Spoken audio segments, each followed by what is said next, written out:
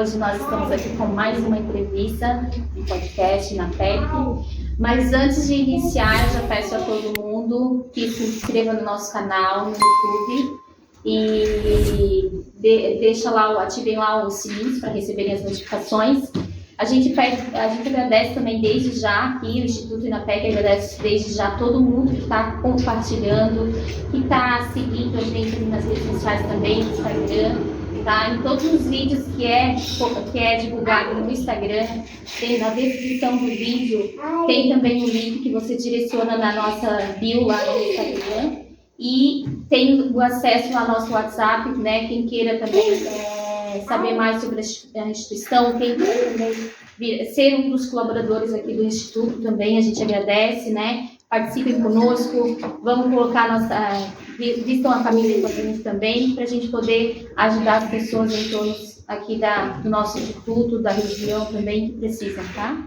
E mais uma vez também, curtam, compartilhem, se inscrevam no nosso canal. E quem quiser também ser um patrocinador aqui do nosso podcast, Inapec, que a gente também está aqui sempre disponíveis também, né, para estar suprindo qualquer dúvida e também nos ajudando aqui para cada dia que passa mais, tanto levar informações, né, histórias de superação, experiências vividas dentro da doença, né, da neoplasia, quanto também está ajudando nós com a estrutura aqui do podcast, tá?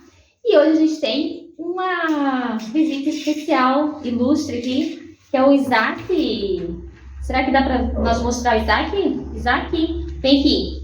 Vamos mostrar o Isaac aqui pro pessoal. Olha lá, dá um oi lá pro pessoal, faz assim, ó. Oi, pessoal! Esse é o Isaac, gente! Hoje nós temos uma companhia aqui muito para lá de especial também, né? Aqui nós temos então a Gabriela, que é a mãe do Isaac, e ela vai estar com a gente nesses minutos aí, contando um pouco, né, da história, do diagnóstico dele. Então, Gabi, seja muito bem-vinda. Obrigada. A gente, para iniciar, na verdade, vou fazer uma breve, contexto aí da tua história, tipo, quantos anos você tem, quantos filhos você tem hoje, e aí a gente vai iniciar com a história do Isaac. Eu me chamo Gabriela, eu tenho 36 anos, nós somos naturais de Uruguaiana, Rio Grande do Sul. Viemos para Itajaí, Santa Catarina, há 6 anos atrás, devido às situações de emprego que lá eram precárias.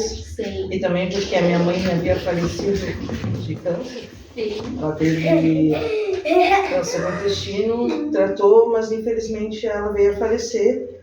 Sim. E aí a gente decidiu mudar nossa vida. E a gente veio para cá, para Itajaí. E eu tenho 5 filhos, todos moram comigo, com meu marido. E estamos aqui já há 6 anos na cidade. E há 2 anos atrás a gente teve o diagnóstico do Isaac. Exato. Então, assim, ó, para nós iniciar, hoje eu vou iniciar com um tema que é muito... Olha aí, ó. Gente, ó, vamos participar. Ele tá aí com a gente, interagindo da forma dele, mas a gente vai... Porque além do Isaac, ele ter a leucemia, ele é espectro autista. Então, assim, se vocês verem ele interagindo aí com a gente, faz parte e tá tudo bem. O bom é que ele participa também. Então, pra gente iniciar hoje o nosso podcast, eu vou iniciar com um tema que eu acho muito necessário a gente ter esse tema base aí para nós pais, tanto para os profissionais também que atendem, geralmente os pais, tá? Para estarem também antenados, sabe? Para a gente ficar ligado nisso, porque eu vejo, assim, tantos casos, relatos de pais que às vezes são negligenciados pelos próprios profissionais, às vezes não escutados, sabe? Não ter a escuta e não levar adiante, às vezes, os pedidos também dos pais. Então, assim, o nosso tema hoje é: nós temos que falar sobre leucemia infantil. Então, vamos lá. Vamos falar sobre a leucemia. Como tudo começou? O Isaac, ele começou a apresentar alguns sintomas. Ele tinha em torno de 1 ano e 7 meses, mais ou menos. Ele começou a ter febre recorrente, infecções na garganta. Eu levava ele nas unidades de saúde, porém o diagnóstico era sempre o mesmo. Era gripe, era um mal-estar, era virose. Mas, como os hemogramas não saíam uma alteração muito visível, estava tudo ok. Como ele não melhorava, de jeito nenhum, a gente seguia levando ele nos médicos sempre no mesmo diagnóstico. E ele começou também a apresentar como se fosse uma dor na perna. Só que como ele não fala, ele é não verbal ainda, eu não sabia o que estava acontecendo, eu só percebia porque ele mancava para caminhar. Ele tinha uma dificuldade de caminhar. Eu até pensei que pudesse ser porque ele tem mania de sair correndo e pular de um degrauzinho lá de casa. Eu pensei, não, ele se machucou e não apresentava melhora. E um determinado dia eu cheguei do trabalho e eu percebi que ele estava com febre.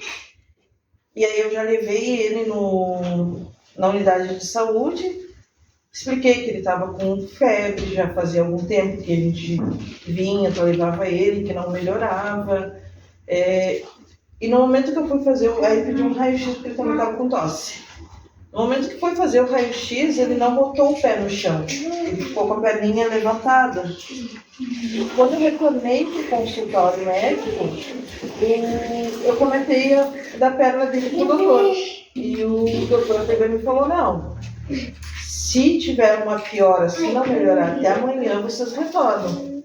E aí a gente foi para casa, fez o tratamento que o médico indicou, só que no outro dia, quando ele acordou, a perna dele estava completamente inchada, assim, e avermelhada. Retornamos para a unidade de saúde e de lá o médico já encaminhou para ser internado no hospital infantil. No hospital infantil foi feitos exames de imagem e ele recebeu o diagnóstico de artrite. Aí o doutor que estava lá disse que precisava fazer uma cirurgia no tornozelo dele, que existia um líquido livre dentro do osso e que precisava abrir o osso, fazer uma raspagem e para poder curar, no caso. E que depois disso ele teria que fazer fisioterapia e vários procedimentos para poder voltar a caminhar. Nesse meio tempo, Deus agiu. Que a cirurgia, eles iam programar tudo para a cirurgia, no dia seguinte a perna dele estava sem nada. Não tinha vermelhidão. Acordou o quadro, acordou super estabilizado. Super bem. E eles deram alta para o Isaac. Só que no momento da alta, a residente que me deu a alta pegou e falou assim, mãe, teu filho, eu acho que ele tem leucemia. Eu não posso te dar um diagnóstico porque eu não sou formada, mas o hemograma dele é visível que ele está com leucemia.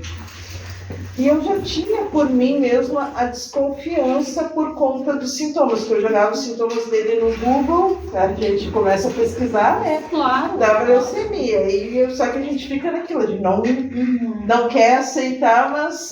Sim, em alguns momentos, nesses momentos das condições dele, que ele não está bem, de você estar levando nos profissionais, né, indo na rede, enfim, você questionava com profissionais, porque eu já vi relatos, né?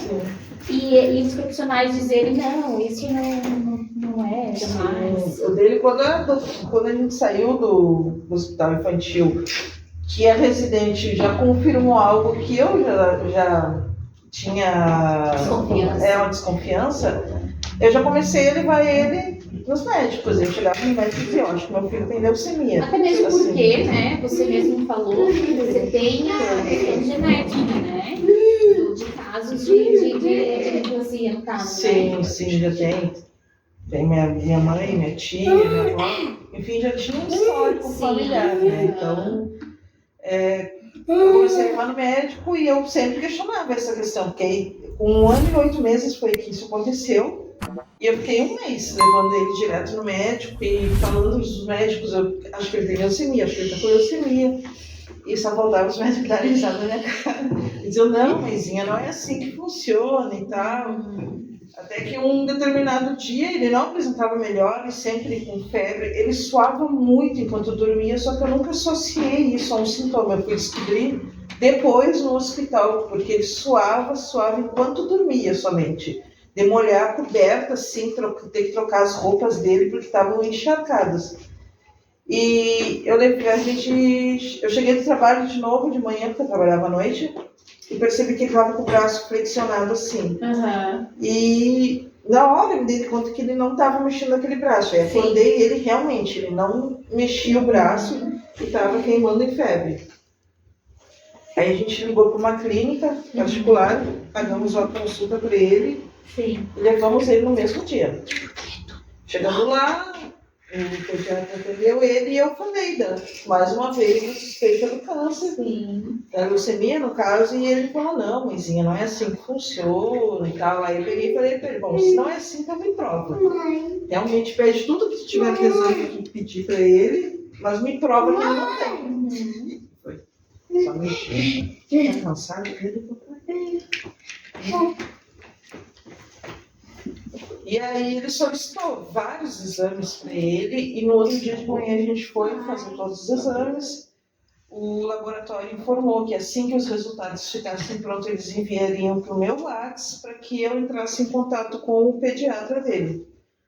Quando foi pela parte da tarde, já não foi nem o laboratório que entrou em contato comigo, mas foi diretamente o pediatra que eu tinha levado ele, me informando que já tinha falado com a coordenadora do hospital infantil e que já tinha um leito reservado para ele, em isolamento, e que lá eles me dariam mais informações. Aí quando eu cheguei lá, ele foi internado e foi para o isolamento, porque ele estava com imunidade, plaqueta, tudo muito baixa. Aí começou as transfusões. Aí eles me falaram que era uma suspeita de leucemia, mas que precisava fazer um mielograma para confirmar mesmo. E que não existia esse exame aqui, que já eles não fazem, né? Só fora da cidade, nos hospitais especializados para isso, no caso. E estavam aguardando para enviar ele para uma vaga de um desses hospitais, que seria Joinville, Blumenau e Florianópolis, se não me engano. Aí se passaram 4 dias e ele lá internado, sem nenhuma providência, além de transfusões e mais transfusões, fazia o hemograma, fazia transfusão, fazia hemograma, fazia transfusão. Até que um determinado dia, como não via nada, melhora também não via uma movimentação de, não, ele pode ser um câncer, vamos agilizar, vamos se mexer. Na consulta, na visita dos médicos pela manhã, eles vieram perguntar como é que estava e tal, e aí eu questionei eles sobre o que eles, qual era a providência que eles iam tomar, porque se meu filho estava com suspeita de câncer, eles estavam esperando meu filho morrer para confirmar. Sim. Eu estava 4 dias no hospital e nenhuma providência tinha sido tomada. Os médicos saíram assim, sem me dar nenhuma resposta, ainda mais quando eu falei para eles, eu digo, vocês não foram capazes, se quer vir me perguntar se eu tenho histórico familiar. E para vocês terem ciência, eu tenho histórico bem extenso de câncer na família, vocês jamais vieram me perguntar sobre isso. E eles ficaram sem reação e saíram. Quando foi, isso era 8 horas da manhã, quando foi 10 horas da manhã, entrou uma moça lá no quarto da ambulância para nos levar, só que não nos avisaram que eles transferiram naquele dia. Eu tive que ligar para o meu marido, montar uma mala assim, às pressas, ele foi de moto, alcançar para nós na BR, porque a ambulância não podia esperar que eles tinham outras demandas. Sim. E fomos parar no hospital em Joinville, que é onde ele faz tratamento até hoje. Chegando lá, teve todo aquele, eu posso dizer, aquele contexto de aguarda para não subir para o leito, aquela coisa de troca de informação, tá, mas eu estou aqui porque realmente constataram, porque eu não tinha informação nenhuma. Sim. Aí passado aqueles momentos ali, como já era tarde, no outro dia somente veio o médico falar comigo, e ele pegou e me falou, mãe, Tem que ele tá aqui.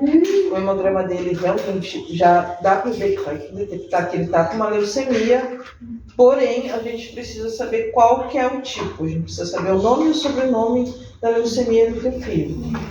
E como hoje é sexta-feira, não, já é sábado. Como hoje é sábado, a gente só vai poder realizar o exame na segunda para ter o resultado na quarta. E na quarta ele já inicia com as quimioterapias, a gente sabendo o protocolo que deve ser feito. Aí teve todo esse procedimento, né? Aguardamos até segunda-feira, aí fizeram um mielograma nele, ficamos no guarda até na quarta, e chegou o resultado que seria a LLA, né? Leucemia linfóide aguda. E já de imediato já entraram com os corticoides para dar início nas quimioterapias. E ele entrou para os pacientes de alto risco, porque eles fazem o primeiro mês de corticoide, e já que por ser autista ele não toma nenhum medicamento via oral. Ele vomita, ele gospe, não há um jeito que ele tome o medicamento, nem misturando no mamar, na comida, nada, não houve jeito. E aí, quando refizeram o exame para ver se havia já diminuído um pouco das células, o nível das células cancerígenas ainda estava bem alto. Aí ele entrou para pacientes de alto risco e foi quando ele começou a usar a sonda direto para fazer o tratamento, que ele, hoje ele está sem, porque ele tirou ontem a sonda. Mas ele tirou sem querer. Sério? Quando ele tirou. Mas ele usa sonda Mas direto. aí, né? Porque ele não é e é dolorido para colocar, é dolorido para tirar, enfim, né? Mas esse seria esse é o início. Tá. E assim, você mesmo, né, havia comentado que lá no início já tinha um pensamento, né, a dúvida de que talvez poderia vir a ser um câncer, né, leucemia. E aí, em questão de emocionais, assim, como que ficava, assim, sabe, essa questão? Tipo, meu Deus, porque querendo ou não, a gente nunca está preparado para receber um diagnóstico assim, né? Seja talento ou essas coisas então, que a gente ama. E aí, pra ti, porque vem às vezes, meu Deus, o que vai acontecer com meu filho, né? Tem perguntas, né, que não querem calar, mas que, de fato, é a realidade. E como que foi pra ti? Para ti, né, para os familiares, porque tu tem teus filhos também, teu esposo, enfim, né? Sim. Como eu digo, a minha família eu tinha um histórico bem extenso com essa doença, né? Então eu, particularmente, eu sempre tive a consciência que poderia vir a acontecer comigo ou com os meus filhos. Isso eu sempre tive a consciência pelo histórico familiar. Não que é algo que a gente deseje, mas a gente tem que já ficar prevenido e alerta. Tem um histórico, eu não vou tratar de qualquer maneira, né? Já vou cuidar, observar sintomas e sinais, que já era recorrente na nossa família, né? Sim. Então eu sempre tive essa consciência e sempre estive bem alerta a esses sintomas, assim, sabe? Então, eu falei, já joguei no Google lá quando ele começou, porque eu já tinha... Sim, uma dúvida aquela, né, cogitação. Desconfiança, né, no caso. E um dia antes da gente ter o diagnóstico, ainda internados aqui em Itajaí, no Hospital Infantil, eu sou uma pessoa que acredito muito em Deus. Claro, tem que ter fé. Realmente, precisamos nos agarrar, né, no nosso poder superior. Eu, numa conversa com Deus, falei para ele que eu não iria questionar em momento algum a vontade dele, mas que a única coisa que eu pedia para ele é que ele me permitisse passar tudo que tivesse que passar ao lado do meu filho e que ele ficasse bem. E aí essa foi a minha conversa com Deus, assim, e eu jamais questionei Deus, por que com meu filho, por que com a minha família, por que isso, porque poderia ser com qualquer outra família, poderia ser com qualquer outro filho, né? E o nosso filho não é melhor que o filho dos outros. Jamais. Entendeu? Então eu jamais questionei isso, até mesmo porque não foi só o Isaac que aconteceu. Cheguei lá, assim, a quantidade de crianças com câncer, assim, que eu me deparei, foi uma coisa que eu sabia que existia, mas eu não tinha noção que era tanta criança com câncer. Sim. A gente sabe, tem câncer infantil, uma criança ou outra, no número de crianças, principalmente com essa leucemia, ele é um número bem então foi uma realidade assim, que tipo, nesse momento eu fiquei assim, tipo, meu Deus, tanta criança, sabe? E aí também a gente começa a vivenciar, porque até então, quando nós não estamos dentro, né, a gente não tem a noção da proporção, né? E aí quando você passa a vivenciar, a gente começa a ter realmente a noção, acho que como um quadro, né, que tu não vivencia.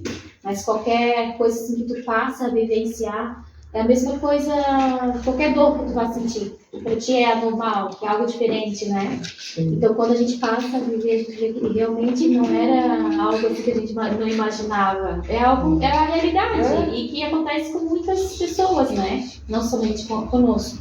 E aí, nesse quadro, assim, do Isaac, no início ali do tratamento clínico, como foi? Porque você me falou que hoje ele faz o acompanhamento no Joinville. Sim.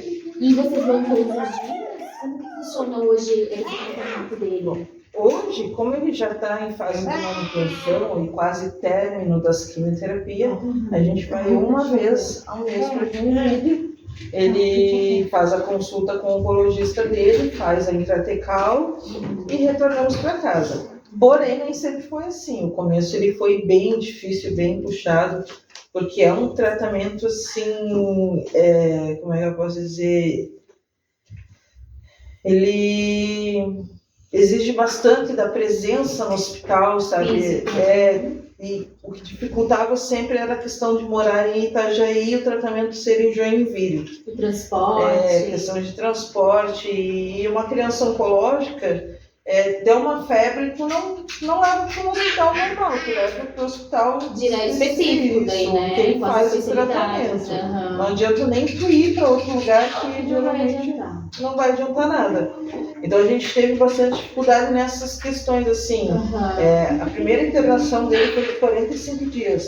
Eu fiquei com ele, no caso, 45 dias direto, porque como nós viemos de outra cidade, a gente não tem família aqui. Sim. Somos eu, meu marido e nossos filhos. Sim. E ponto, não tem mais ninguém que pudesse dar o suporte. Aí meu marido tinha que trabalhar dia e noite para poder suprir a necessidade básica da família, para sobrevivência. Eu tive que parar de trabalhar por conta de ficar só no hospital, né? Sim.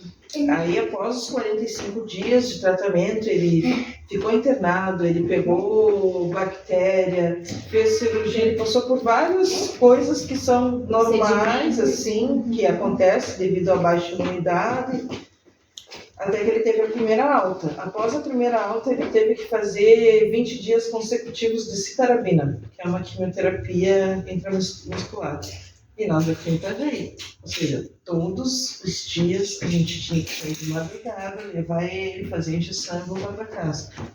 Por 20 dias consecutivos foi essa rotina. E essa rotina vocês dependiam do transporte público, assim, sabe? No momento daquela fase, eu não sabia ainda os meios, não tinha conhecimento dos caminhos a tomar, dos atalhos, digamos assim, né? E a gente ia com o nosso carro. Graças a Deus, eu digo que aqui naquele momento a gente tinha condições financeiras de estar levando ele todos os dias. E aí foi o que a gente fez. Depois, com o passar do tempo, que passou aquele choque, digamos assim, aquela coisa assim, porque é uma impacto, loucura, né? E vai tudo acontecendo muito. E aí a gente vai, e também tem aquela questão que a gente vai indo pelo automático também, Sim. né? Para querer ver ele bem, para querer fazer, né? Para ver ele fazendo os acompanhamentos. Fazer o acompanhamento. Era o principal, era que ele fizesse o tratamento dele que conseguisse fazer, né? De algum jeito a gente daria, digamos assim, né? Mas depois a gente foi descobrindo que a gente tinha o carro da saúde que levava, descobrimos também que tem uma casa de apoio em Joinville que a gente pode ficar hospedado, mas devido o Isaac ser autista, eu nunca fiquei hospedada na casa, porque sim, nas limitações, né? Ele tem umas peculiaridades, digamos assim. Normal. E a gente começou assim, se a gente tem condições, a gente leva por nossa conta, por causa que o Isaac ele é diferente, digamos assim. E ele se irrita muito em ficar esperando e essas coisas assim. Então, como o carro da saúde não é só para ele, para várias pessoas com tratamento, às vezes acaba que a gente tem que esperar por horas. E é uma coisa que ele além Para ele é ruim. além Eles precisam de rotina também, né? Sim, e também por causa da baixa imunidade, Sim. né? E fica com a imunidade muito baixa para dar no meio de muita gente. Então, sempre que a gente teve condições, a gente levou, mas a gente, por um bom tempo, a gente precisou, porque não tem como tu arcar com tudo. É um custo muito alto para quem faz o tratamento fora, combustível, alimentação. São várias coisas que envolvem uma família que se desestrutura porque alguém tem que parar de trabalhar. Não tem auxílio do governo, não tem. Sim. Então, foi bem difícil, digamos assim, essas questões do não ser Itajaí. Sim. E aí dava alguma ocorrência, muitas vezes a gente chegava de manhã, assim, ele foi, fez a quimio, voltamos para casa, de tarde ele começou a ter febre. Volta para Joinville e de volta. Vai para Joinville, faz exame, neutropenia, não é essa neutropenia, aí tem que internar, né, fazer antibiótico. Se não é, volta para casa, mas se der febre, volta de novo, se tiver qualquer alteração, volta, sai peteca, faz transfusão. Então, era assim, a nossa vida era muito instável em questão disso aí. Tinha horas que ele estava bem, tinha horas que ele, sim, começava a estar preparada para qualquer... a mala sempre pronta. Sim, exatamente. E aí, assim, só pra gente voltar um pouquinho, vocês descobriram a leucemia, ele estava com quantos anos? 1 ano e 9 meses. 1 ano e 9 meses. Hoje ele está com 3 anos e 7. 3 anos e 7. Então, vocês já estão há 3 anos nessa... 2 anos nesse quadro dele. E aí, vivendo essa instabilidade. Ou hoje já não, hoje, graças a Deus, a gente já tem. Eu consegui voltar a trabalhar. Aí eu voltei a trabalhar no mês passado.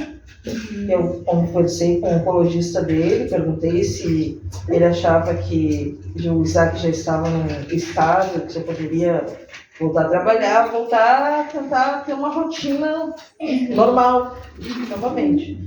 Aí ele falou que sim, como ele fez um último melograma agora em fevereiro, demorou, mas chegou zerado, não veio nenhuma célula de câncer, nada, tudo certinho. Então, hoje em dia, a gente está tentando voltar ao normal, digamos. Ele está indo para a escolinha, eu voltei a trabalhar, ele não precisa mais tanto ficar indo para o hospital direto, só uma vez ao mês. Claro que a gente está sempre de olho, está sempre atento para qualquer sinal, né? E isso aí vai ser durante toda a vida, né? Bom, com certeza. Mas, assim, graças a Deus, ele tá ótimo. Tá ótimo. Ele, o Isaac sempre foi uma criança muito forte. Sim. Sempre foi muito forte, porque ele podia estar com a imunidade, tudo assim, os exames dele, assim, ó, terríveis. E o Isaac estava sempre brincando, jogando bola. E até os médicos, eles ficavam admirados, assim, nossa, essa criança era pra estar nem conseguir levantar da cama. E o Isaac sempre correndo, sempre pulando, sempre brincando, muito ativo. Então, quem olhava para o Isaac não dizia ele tem câncer. Sim. Muito pelo contrário, porque ele sempre foi muito forte, assim, até quando algumas pessoas geram, agora ele tem cabelo, né? As pessoas perguntam, fazem a sonda, que ele tem. Sim. Aí quando passa o tratamento oncológico, a pessoa vai assim, nossa, ele faz? Que ele é tão forte. Geralmente, fala criança tratamento oncológico, tu tem aquela impressão, aquela criança magrinha, debilitada, que realmente pode, né? A gente, por uma palavra, a gente projeta algo, né? Então. Porque daí falou câncer, a gente já vem aquela ideia assim, a pessoa não tem cabelo, a pessoa, sabe? E aí a gente acaba projetando algo que, na verdade, hoje em dia é uma palavra natural que tem que ser conversado rotineiramente. Hoje o câncer, ele tem que ser abordado como algo normal, né? Sim. E muitas vezes até, tanto o pai e a mãe que acabam recebendo a notícia, até os familiares em torno. Porque a gente também que está em volta, a gente não quer falar sobre a palavra sobre o caso, sobre a doença. A gente fica meio, né? Mas é algo que a gente tem que ser falado sim, mas falado de uma forma positiva. Sim. E muitas vezes a gente já relaciona o caso como algo negativo, né? Sim, é que nem quando a gente teve o diagnóstico, as pessoas, o que aconteceu com o Isaac? Ele tá com leucemia.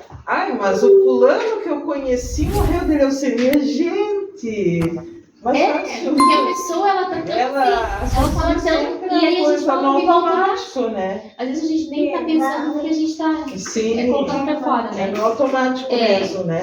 Então, assim, referente assim, né? Você disse que você tem 5 filhos, né? Querendo ou não, esse período que o Isaac passou também, que vocês passaram praticamente todos os dias, né? Sim.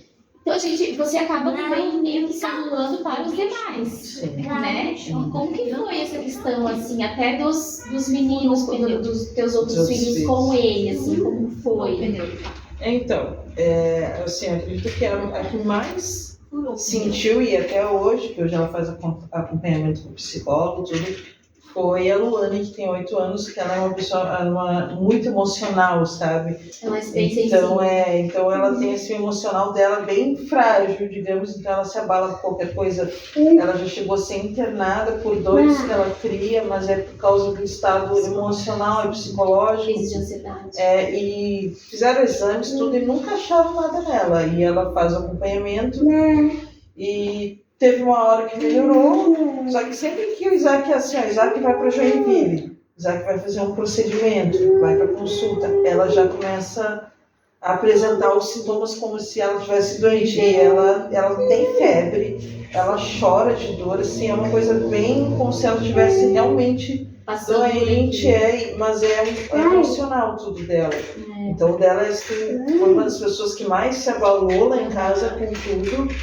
A gente percebe às vezes é porque ela passou pra fora, né? Sim. Porque muitas vezes a gente acaba se retraindo, né? Sim. Aí talvez é porque ela realmente, de fato, ela colocou pra fora tudo que ela sentia, né? Mas e você também como mãe? Porque, daí, querendo ou não, a atenção se direcionou mais pro Isaac, né? Sim. E aí tu passou um período assim, que as crianças, a gente tendo mais filhos, cada um tem a sua fase.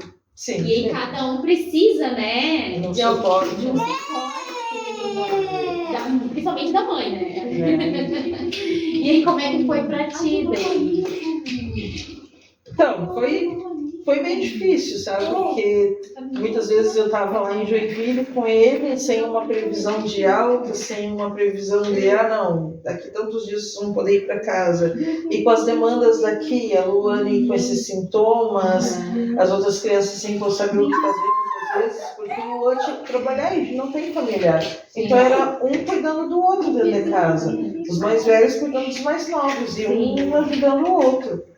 Então acaba que eu digo que meus filhos também ao mesmo tempo foram fortes, porque eles acabaram assim, o Lua trabalhando o dia inteiro, eu em Joinville, e eles tentando levar a vida da forma que eles poderiam, eles conseguiam, né? Indo para a escola, tudo um ajudando o outro, cozinhando, lavando, fazendo essas coisas, porque eu tenho filhos grandes, né? Sim. Então, mas assim, a gente percebe que deu aquela desestabilizada, sabe, no emocional em geral da família. Mas assim também querendo ou não, por um lado, por demais. Não é? Por mais que às vezes vocês ficam longe, mas às vezes até em questão assim afetiva, emocional, querendo ou não, a família em si, ela se torna mais unida, porque um quer ajudar o outro. Ai, mãe, como é que tá o Isaac? Ai, mãe, se sente mais, querer ser mais presente, por mais que estejam ausentes, né? Mensagem, né? E aí, e até pro Isaac, né, Gabi? Porque o Isaac estava acostumado a estar interagindo com os irmãos, né? Sim. E daí, de repente, ele teve que ir pra Joinville, né? Ficar muito tempo. E eles acabam também como eles são rotineiros, Sim. eles acostumam, né, com aquela rotina, eles acabam, acho que, sentindo bastante falta também, né? A primeira internação dele foi assim, ó, a pior de todas. Foi muito, muito difícil. Porque o Isaac, pelo do autismo, ele não permitia que chegassem perto dele. Então, toda hora tinha que vir um enfermeiro funcionar, um médico para examinar, e cada vez que isso acontecia era uma crise que ele tinha. Sim. Entendeu? E só que ele até o momento ele não tinha o diagnóstico. Eu já desconfiava. Que ele era o espectro. Sim, eu já desconfiava, só que eu não tinha o diagnóstico. Eu ia começar a investigação quando tudo começou a acontecer na questão da leucemia. Então, quando eu já cheguei no hospital, eu falei, olha, ele estava em investigação de autismo, já avisei todo mundo do hospital, e o próprio hospital, também observando o comportamento deles, eles chamaram a neuro do hospital, e ela acompanhou ele por 1 ano, enquanto ele fazia o tratamento das químicas, e até que ela deu o diagnóstico dele no espectro nível 2, no caso. E aí, tanto é que a neuro dele é desde Joinville, não é nem daqui, ele faz tudo lá no hospital de lá. E a primeira internação dele foi muito difícil, porque ele não deixava as pessoas ter acesso a ele, mas assim, os profissionais do hospital infantil, eles foram uma bênção, eles tiveram muita paciência. Tanto é que nos últimos dias do tratamento, o Isaac já era outra criança. O Isaac ia pro colo deles, o Isaac abraçava, ele interagia. Então, muita coisa assim que hoje em dia o Isaac chega, abraça as pessoas, foi porque ele desenvolveu dentro do hospital. Porque teve o acompanhamento, né, do profissional também. Teve todo esse suporte dentro do hospital. Isso é ótimo. Mas teve situações que, quando ele perdia o controle, assim, era crises, né? difícil de controlar, e muitas vezes tinha químio de 72 horas. 72 horas que ele não podia sair do quarto. E o Isaac ficar quieto, olha, era muito tempo. Porque ele sempre gostou de estar passeando, porque ele era uma criança ativa, então ele sempre queria estar caminhando no escondido, jogando bola, brincando. E aí tinha que ficar 72 horas com ele na cama fazendo químio. Aí era uma oração, Senhor Jesus, abençoa. E como era nessas 72 horas? Ele não parava mesmo, assim, vocês tinham ele tinha resistência de querer, ele tentava de querer? Tinha bastante resistência, muitas vezes ele entrava em crise e ele tentava arrancar os acessos. Então, assim, eu digo que sempre ali foi muito Deus, sabe? Porque foi bem difícil da gente controlar o emocional, de tu ver o filho assim na situação, tu não perdeu o controle, digamos assim, porque eu sempre tentei me manter forte e não chorar na frente dele, nem ter uma crise na frente dele, digamos assim, né? Sim. No emocional, por conta que eu sabia que ia desregular ele também. Então, assim, as enfermeiras também tinham muita paciência, diziam, olha, gente, pelo amor de Deus, deixa eu dar uma voltinha com ele. Disse, não, mãe, tá nem aqui no quarto um pouquinho, volta pra cama, mas sair pra fora enquanto tá fazendo a químio não dá. Aí depois que ele fazia a químio, eu já saía ele, um furacãozinho correndo nos corredores. E daí era aquela toda, né, alegria dele, isso aí eu correndo, porque ele não podia. Alegria dele e tua, né? E ele não podia tirar as bombas de infusão mesmo sem a químio, né? E aí andava eu, tem vários videozinhos assim, com eu correndo com a bomba com ele e eles correndo pelo hospital. E teve uma situação também que foi bem complicada, que ele fez 4 portocartes, né? E os 4 ele pegou bactéria, então ele teve que tirar, que o portocarte é um acesso para quimioterapia, né? E aí teve numa dessas cirurgias que, como não pode colocar um em cima do outro por muito tempo, ele teve que fazer um acesso central, e foi um dia que ele estava desregulado, digamos assim. E aí levaram ele para o bloco cirúrgico, colocaram um acesso central nele e me chamaram. Acesso central é que pega na jugular e vai até uma artéria calibrosa, no caso, né? E no que eu tava colocando a roupa para entrar no bloco cirúrgico, eu já escutei os gritos e eu falei pra você, eu digo, meu filho. E ela, não, mãezinha, teu filho tá na anestesia ainda. Eu digo, não, é meu filho. E foi sair depois já colocando touca, colocando tudo em direção aonde eu tava escutando o choro. Eu cheguei lá, realmente tava toda a equipe tentando segurar ele, porque na hora que tiraram aquela máscara da anestesia, no caso, ele acordou de imediato. E ele acordou já tendo uma crise, porque estava num lugar desconhecido, né? Nossa. E eu cheguei lá, tinha 4 enfermeiras tentando segurar ele, tava o cirurgião, tava o anestesista, tudo em volta dele, e ele se debatendo. Aí eu peguei ele no colo, tentei acalmar ele, mas ele estava muito agitado e acabou que soltou todo o acesso, sabe? Se prendeu, começou a correr o sangue, assim, sabe? Porque era uma artéria, né? Começou a funcionar bastante sangue. Aí me levaram para o bloco cirúrgico com ele. Eu entrei no bloco para fazer ele dar anestesia de novo para ele. Deram anestesia e falaram: mãe, não sai daqui, fica na porta. Tipo, eu fiquei do lado de fora. E ali esperando para a hora que tirarem a máscara eu já estar ali. E dito e feito, eles tiraram a máscara dele de volta e ele acordou de medo. Não deu nem tempo das minhas enfermeiras segurar ele, só fez aqui, ó. E arrancou com tudo. O acesso, com tudo saiu. Arrancou fora do pescoço. Aí ficamos. E ele em jejum, né? Porque tinha que fazer o procedimento. Precisava colocar aquele acesso naquele dia, não tinha outra ou hipótese de fazer. Vamos aguardar, isso é de manhã, né? Quando foi 18 horas, a gente conseguiu fazer a cirurgia para colocar o acesso. Aí eles trocaram a anestesia que eles estavam dando, eles deram uma outra, que aí realmente ele deram uma dosagem mais forte, que ele apagou. Depois, quando ele acordou, ele já acordou mais calmo. Mas são coisas assim que desencadeava devido às crises dele, né? E desde o início dos acompanhamentos ali clínicos, né, o tratamento clínico dele, vocês já identificaram que já foi introduzido a sonda nele ou não? Ele iniciou via oral, assim, sem a sonda e...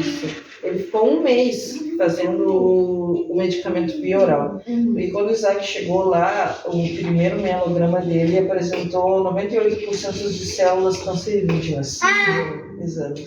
E como era um número bem elevado, né, eles refizeram o exame logo no primeiro mês, para ver se já tinha diminuído alguma coisa. E continuava ainda alto, não tão alto, porque ele estava fazendo as químios, mas não era o esperado, no caso, para quem já tinha dado início ao tratamento. E aí eu expliquei para o médico, porque ele dava o remédio para ele vomitava, ou ele cuspia, ou se botava no meio da mamadeira ele tomava metade, ou seja, ele não estava tomando os medicamentos orais. E aí eu expliquei para o médico, aí a enfermeira pegou e disse: vamos introduzir a sonda nele para ele tomar esses corticoides, no caso que era o que mais tinha de cuidado, tomar o corticoide e o Bactrim, que eles tomam direto o Bactrim, né? E aí introduziram a sonda, e aí que ele começou a tomar os medicamentos via oral. Foi feito outro exame e já tinha apresentado uma melhora. Porém, eles tiraram a sonda para mandar para casa. E aí foi uma dificuldade para ele tomar os medicamentos em casa. Só que como eu já tinha tido esse episódio no hospital, quando a gente foi para consulta, eu falei pro médico: olha, não toma de jeito nenhum. E ele falou: não, então vamos mandar com a sonda para casa. Te animou a mexer, manipular? Eu disse: sim, não tem problema. E aí foi que ele ficou com a sonda direto para os medicamentos, quimioterapia oral é por ali, o medicamento também que ele toma por conta do autismo também, aquela sonda, todos os medicamentos, até para febre, qualquer coisa. É só via. Mas ele sempre cuidou. Nos primeiros dias, quando botou, ele tirava. Não durava um dia, bem de toda a sonda, ele tirava. Sim. E aí depois, com o tempo, ele aprendeu que se ele tirasse, ele tinha que colocar de volta. Sim. Ele pegava e já cuidava. Ele soltava uma fitinha, ele vinha correndo me avisar que soltou a fitinha, sabe? Ele cuidava, assim, qualquer coisinha que ele notasse diferente, ele sempre estava demonstrando que tinha algo. Então hoje ele já aprendeu a conviver com a sonda. Sim, já. Porque, assim, eles acabam pegando aquilo ali como se fosse também a vida deles, né? Não é? Eles acabam, né, acostumando mesmo. Sim. E ele também, no caso ali, quando eu falo para ele: Isaac, toma um remedinho pela boca, Isaac, vamos tomar um remédio para não precisar botar sonda, porque tem que ter uma troca, né? Sim. Porque ela não por mais que ele não tire, chega um determinado momento que, como ele é criança, ele está crescendo, e aquele número de sonda vai ficando pequeno. Então ele tem que fazer a troca da sonda dependendo do... E uma hora eles vão ter que Sim. só ser introduzidos pela boca, né? Sem a ajuda alimentar da sonda. Aí eu falava pra ele, não, quero que eu botasse sonda no nariz. Apontava. E hoje em dia eu falo, Zé, vamos tomar um remédio, ele já vem com a pontinha da sonda, assim, ó. Pra mim dá. Mas esse uso hoje, o que o médico fala? Na verdade, a previsão é para tirar em agosto, porque agosto termina as quimioterapias via oral, termina o Bactrim e ele vai ficar com medicamento somente do autismo. Sim. Como o medicamento do autismo são doses pequenas, eu consigo introduzir ele dormindo ali e vou enfio o cantinho da boca então. Só que como tem o Bactrim, esse ele toma 10 ml, e esse tem um sabor bem forte, ele não há um jeito que faça ele tomar via oral. Então a gente deixa até agosto com a sonda. E depois de agosto a gente vai deixar ele sem só tomar o medicamento dormindo ali no caso. E essa questão também da rotina dele, devido a todo esse processo dos tratamentos clínicos, e para ele dormir assim, como é que é essa questão? Ele dorme bem tranquilo, até pelo fato de medicamentos mesmo, a farmacoterapia? Na verdade, ele, para dormir, ele sempre foi uma criança bem agitada, né?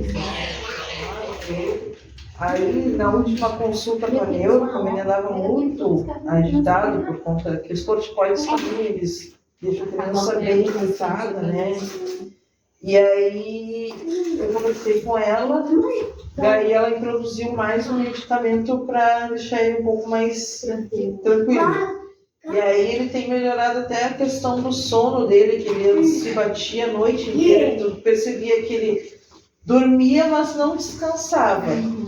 E aí ele melhorou bastante nessa questão, com esse medicamento, ele também está bem mais calmo, tá? Então tem alguns medicamentos que a gente dá para amenizar o efeito dos outros. Pode deixar irritado, vamos dar um outro para tirar a irritação. Sim. Mas em si, hoje em dia, o quadro dele, sim, eu costumo brincar, ele está melhor do que eu, quando as pessoas se perguntam. Ele está super bem, graças a Deus. É que para ti também, né, Gabi, que todo esse contexto aí, nós que somos mães, a gente se anula totalmente, né? Porque, né, acaba deixando as nossas necessidades também, não só como ser humano, mas como mulher, né? E de lado para poder atender eles, né? Ter os filhos para nós também, né? Realmente. E aí, assim, dentro de toda essa questão, assim, do Isaac, assim, ele também mudou totalmente a rotina dele, mas até então ele frequentava a escolinha ou não? Não, a escolinha ele começou a frequentar depois. E foi uma sugestão até porque ele é acompanhado da foi. Ele é acompanhado pela Casa Biel, que ele se oferece em terapia com fonoaudiólogo. E aí a psicóloga ela pegou e falou, não, vamos talvez uma escolinha, desenvolva mais. Aí a gente conversou com o oncologista dele e eles conseguiram a vaga para ele na escolinha. Até ele desenvolveu um pouco mais da fala, porque era bem limitado. Mais, né? Sim, era bem limitado. E ele adora a escolinha. Chega na hora, ele começa a ir em escola. Só que tem dias que, como ele tem essa imunidade baixa, eu vejo que ele tá com uma tosse, tá com um pouquinho ruinzinho, digamos, eu já não mando para não agravar. E aí ele começa a me encola, mas eu só não posso deixar ele ver que os outros irmãos estão indo para a escola. Se eu falar para ele, não, filho, hoje não tem escola, ele fica tranquilo. Ele só não pode ver os outros indo para a escola, porque aí ele... Então agora na parte de vocês estarem indo com ele para o hospital em Joinville, vocês pararam ou ainda tem alguma... Não tem, a gente vai uma vez ao mês. Uma vez ao mês. Uma vez ao mês ele faz a consulta com o oncologista dele e ele faz a quimioterapia intratencal, que é aquela que eles sedam a criança e é uma quimio que vai direto na medula óssea, né? Aí ele faz essa quimio, fica em observação ali até se recuperar da anestesia Aí depois que está tudo ok, se ele já se alimentou, se acordou bem, eles liberam a criança. E isso vai ser até agosto. A gente tem mais 2 intratecais para fazer, a gente fez já desse mês. Temos uma marcada para o dia 3 e a outra também vai ser para o começo de agosto. E aí finaliza. Depois ele faz as quimio oral até o dia 18 e aí questão de quimio termina tudo. Aí fica só um acompanhamento com o oncologista mesmo. Sim. E hoje, assim, se a gente fosse falar em quantidade de químios realizada, você saberia dizer quantas? Foram mais de 100. Mais de 5 quimioterapias. Mais de 100 quimioterapias. E quais foram essas químios que ele fez, Gabi? Ele fez inúmero, ele fez citaravina, MTX, mercaptopurina, intratecal. Foi muita química, eu não vou saber te dizer todos os nomes, mas ele fez a branca, fez a vermelha, fez PEG, que é endosmuscular, foi inúmeros químicos. Eles têm uns caderninhos, né? Que eles vão dando aí, cada página tem 30 coisinhas, ele já está na 4ª página dele. Na 4ª? Na 4ª página de químios dele. E isso só conta as químios que são, tipo, feitas nas veias, no caso, e intramuscular. As que ele toma via oral não vão para o caderninho. Então, esse número, então, esse número, se eu for contar as que ele faz via oral, então já é um número muito maior do que o que eu tenho em base naquele caderninho. Mas é um número bem expressante, né, Gabi? O tratamento para leucemia, ele é o tratamento mais demorado que tem, assim, no caso prolongado, né, que tu já sai de lá sabendo que no mínimo 2 anos de quimioterapia tu vai ter que fazer com a criança. Sim. Entendeu? E o adulto também seja assim, mas eu tenho certeza. E enquanto as outras crianças, tipo, tem um tumor ali, faz um tratamento de 6 meses e faz os exames para ver se está tudo ok, não, a leucemia já sai ciente que é esse prazo, que antes desse prazo tu não vai ter a liberação, no caso da criança, das quimioterapia. Claro, que no caso da leucemia linfóide aguda, no caso. Sim, dentro da linfóide aguda, no caso. Porque são vários tipos, né? Leucemia. E dizem que a linfóide aguda, ela é mais difícil de ser diagnosticada, né? Ela é meio camuflada. Ela é a mais comum em crianças e adolescentes. Sim, crianças, isso eu ouvi falar. Porém, como eu digo, no Isaac, a última coisa que alterou dele foi o hemograma, porque ele apresentava todos os sintomas do hemograma. E já tem casos que nem o hemograma é apresentado. Sim. Né? Só fazendo o mielograma, né? Para chegar. Diz que às vezes até nos exames de sangue também não é identificado. É que o pessoal hoje em dia eles não têm ciência dos sintomas. Preparação, talvez, né? Realmente de fato profissional para estar identificando. Sim. Como dizem que é um pouco meio traiçoeiro esse diagnóstico para chegar até essa leucemia. Que nem eu estava olhando, tem um oncologista que tem o Instagram dele e eu estava vendo uma reportagem que ele deu que 30% dos casos de câncer infantil só são diagnosticados quando a criança vem a óbito. Gente, 30% é um número bem expressivo, entendeu? E que muitas vezes a criança, quando descobre, já logo em seguida vem a óbito por conta que não sabiam que era um câncer. Da negligência médica. Não deu tempo de tratar. E aí tem aquela questão, além da negligência, tem o fato da população também, não tenho nada relacionado ao câncer, não vou dar muita atenção. Não procura saber, não procura se informar os sintomas. Não, vou ficar de olho. Não, como eu falei, não é uma coisa que a gente espera, mas é algo bom a gente saber. Entendeu? Para poder identificar. Pode ser que não seja na nossa família, mas pode ser que seja com outra pessoa e tu está preparado para identificar aqueles sinais, aqueles sintomas, né? Sim. Eu digo assim que hoje, nós pais, principalmente, que a gente tem as crianças e às vezes tem algum sintoma ali que a gente já fica com o pé atrás, a gente leva no médico, né? O médico dá algumas possibilidades. Mas que se a gente pesquisar algo que vai além das possibilidades, a gente tem que ir atrás, né? Porque, como eu falei, hoje em dia a gente não pode escapar nada, né? Ainda mais vai ser que é recorrente também. Em questão, e a gente traz também fatores assim que hoje a gente não sabe o que a gente come, né? A gente não sabe, então, né? Muitas questões ali que a gente pode colocar relacionadas assim que a gente tem que pensar mil umas possibilidades que pode ser. Né? Exatamente.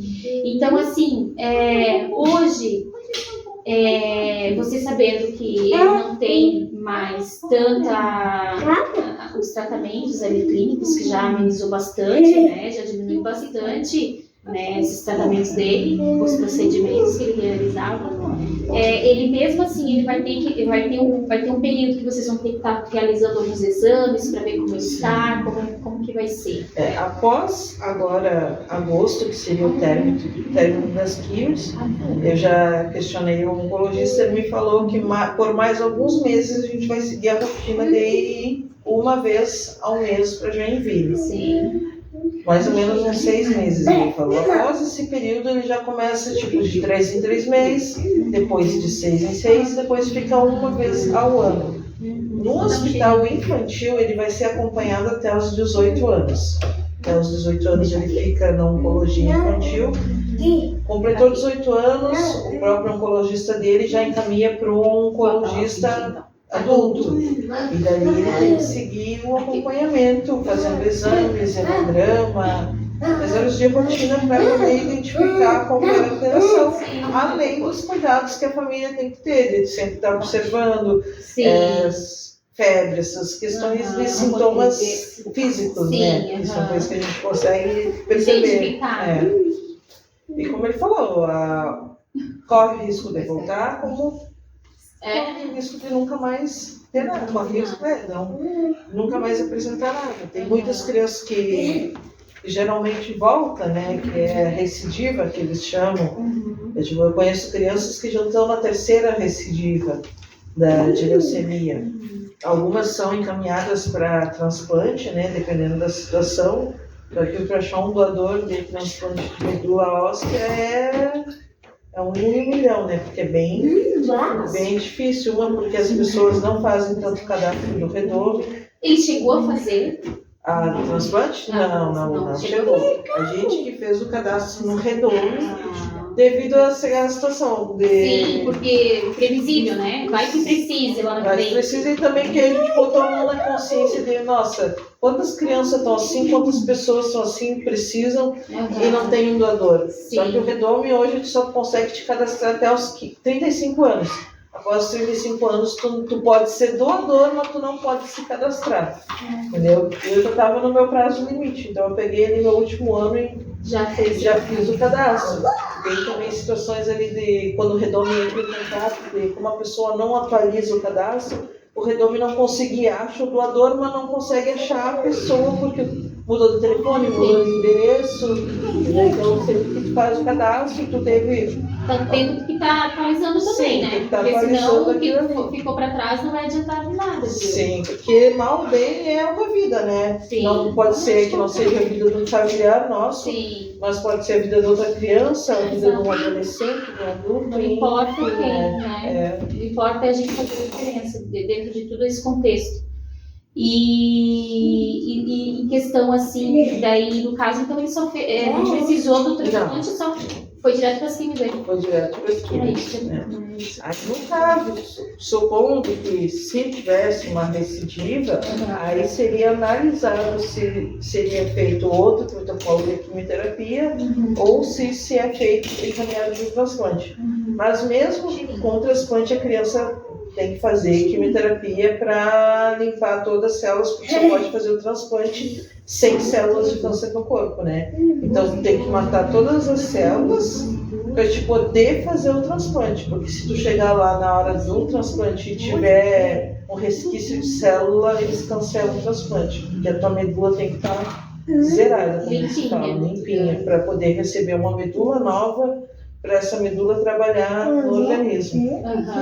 Então, por isso que eu digo, às vezes essa questão do transplante, nós não precisamos, graças a Deus, mas ela é bem complicada para as famílias que precisam. E hoje, os profissionais, os médicos, assim, eles falam para ti que realmente, de fato, ele teve a leucemia porque você teve um histórico familiar do câncer? Na verdade, eu questionei essa questão. Probabilidade. E eles falaram que no caso do câncer infantil, não é, a não ser que seja um câncer sólido, que é aqueles tumores que saem, não há uma probabilidade de ser algo genético, entendeu? No caso, que é uma mutação das células ali que ocorre, porque uma criança ela não tem tempo de ter um câncer pela má alimentação ou por outros fatores, né? E eles que a genética é muito difícil ser por causa que o dele não foi um tumor sólido, no caso, digamos assim, mas ele foi no sangue, foi leucemia, então não tem muito a ver com a genética, com o histórico, entendeu? Porém, como ele disse que os outros casos que são, supor, um tumor no rim, e já tem um histórico na família de tumor, aí sim seria no caso genético, dele não foi genético. Ah, não foi. Dele não. Dele, em algum momento ali a célula sofreu uma mutação, o motivo ele é indeterminado, inexplicável, eles não sabem explicar o porquê, assim, não só o dele, mas de quase todas as crianças ali no caso da leucemia, e que ocasionou a leucemia. Então foi algo assim, eu imaginei que poderia ser um câncer, porque vem de um histórico familiar, mas na verdade não tinha depois nada tu a ver. descobriu que não tinha nada a ver. Depois eu descobri.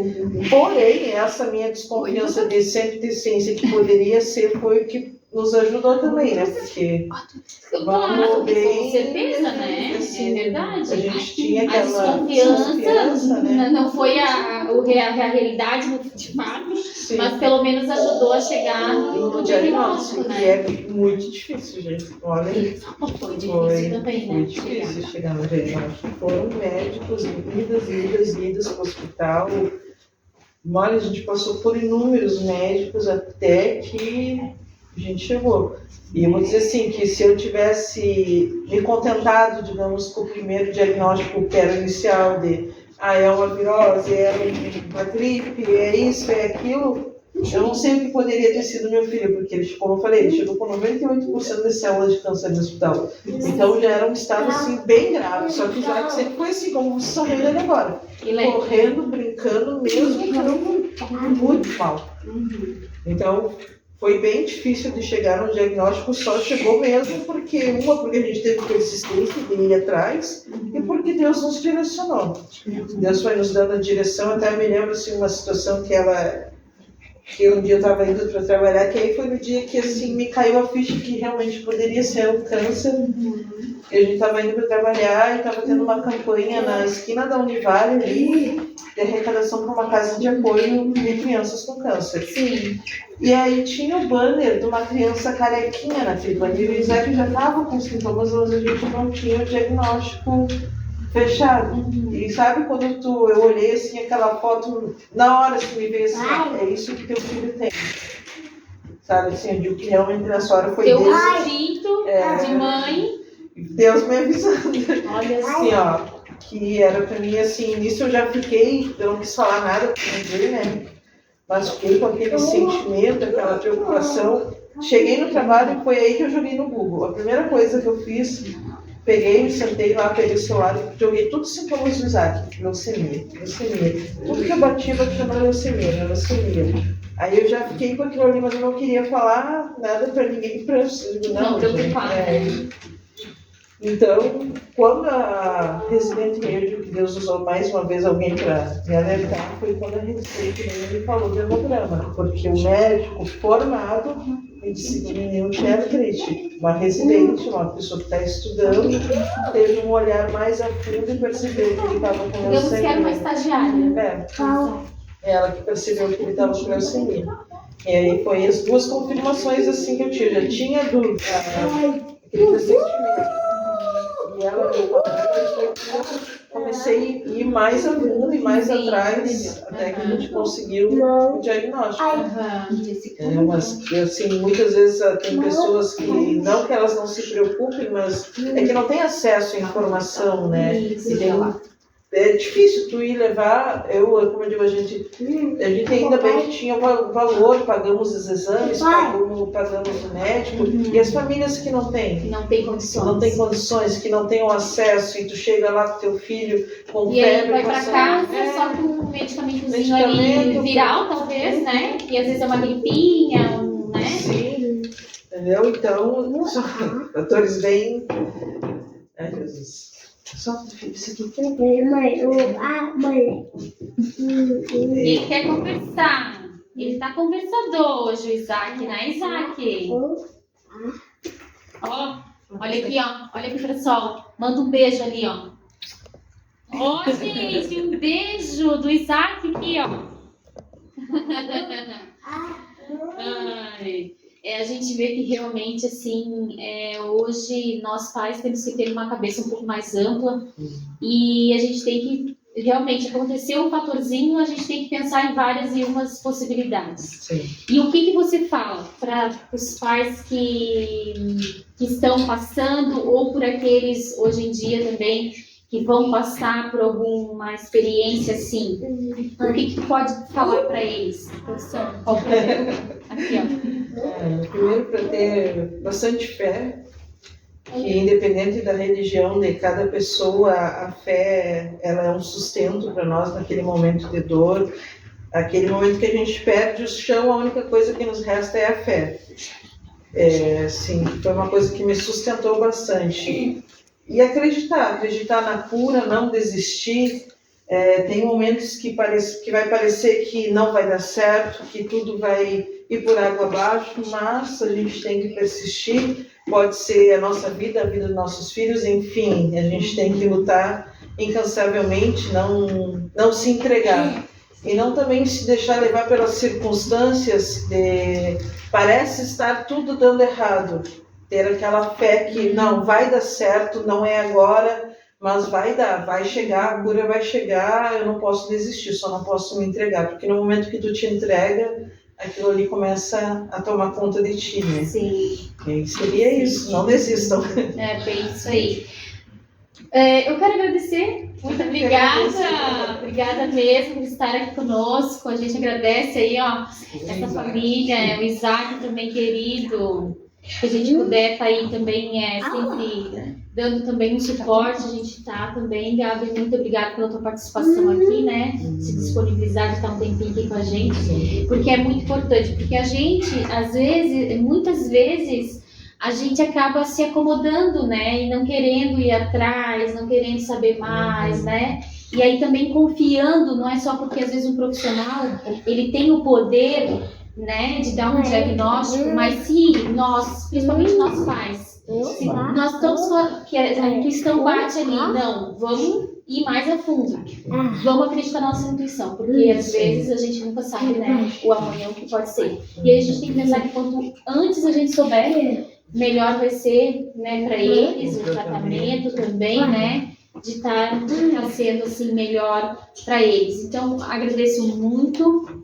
Né? E tem também toda aquela questão das vezes a pessoa ficar com aquele pensamento, é um castigo, não é? Então, não vem todos esses questionamentos, né? E não é, né, gente? É um tratamento, é uma etapa da vida e que pode acontecer em qualquer situação, né?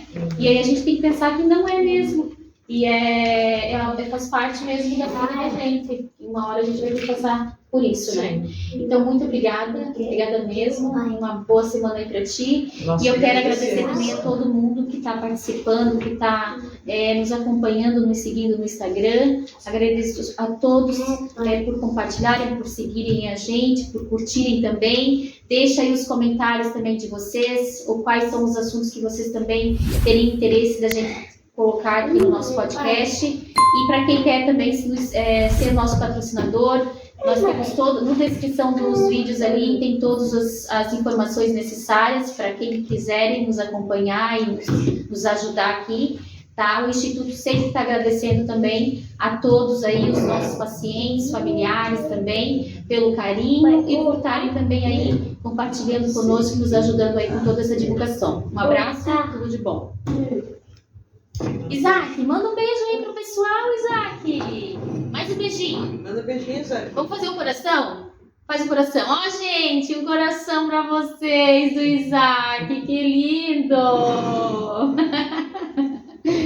Tchau, tchau. Tá. Tá. Ai, diga tchau.